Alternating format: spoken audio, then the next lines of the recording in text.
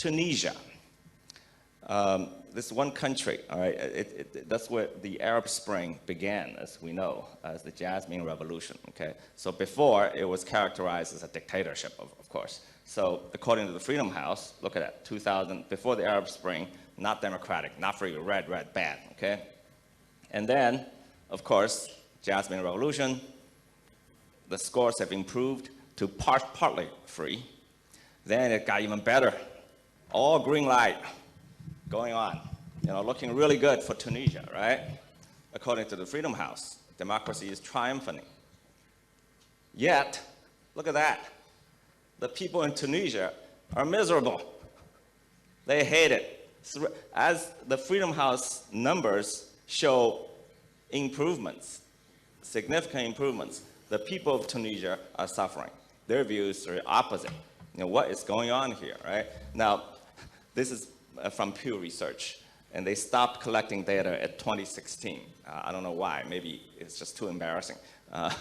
But my guess is after 2016, according to what I read in news reports, it's gotten even much worse. So I drew two red lines to show my guesses, okay? It's been going down precipitously, and now we have a new regime in this guy. I forget his name. So I'm not predicting whether this new guy is going to succeed or fail, okay? I'm just saying there's a big change because it's been so bad. And of course, as you know, Tunisia was where Arab Spring began and was billed as the shining example of the Arab Spring, and then later the only success story of the Arab Spring. Okay, so this is Tunisia. So it's very confusing, right? What is going on here?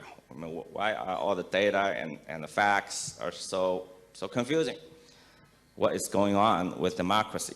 So I went and studied the methodologies that are being used by Freedom House and VDAM and those institutions when they evaluate democracies.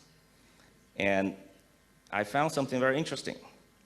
They only measure a particular set of institutional procedures, okay? And these procedures strikes me as very specific to liberal politics and liberal societies, okay? Certain kind of elections, freedom of press, just liberal values, okay? So it seems to me that the disconnect is maybe they're measuring liberalism, not democracy. So they're measuring one kind of democracy called liberal democracy, and at that, they're only measuring the liberal part. My hypothesis is, now, is it possible? Is it possible?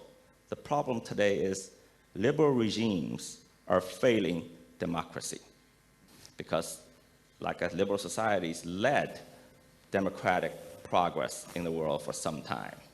Okay, and we've got to credit liberal societies for that, but now liberalism is failing democracy. So I want to venture a solution too. We can't just measure procedures. Okay, if you look at these VDAM and Freedom House, they only measure procedures. The one thing they never measure is outcome or result. Okay, consider measuring outcomes. Is the system delivering democratic outcomes?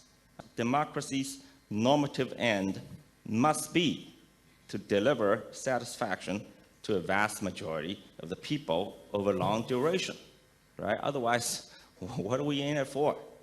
What good is a set of procedures if it results in undemocratic outcomes?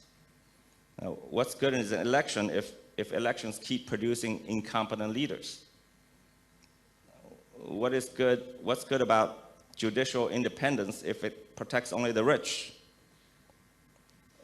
What's so great about freedom of the press or freedom of speech if it leads to division and dysfunction in societies? So I think we ought to measure, we should venture, we should explore, we should have at least a dialogue, a discourse around the world about how to measure democracy by outcomes.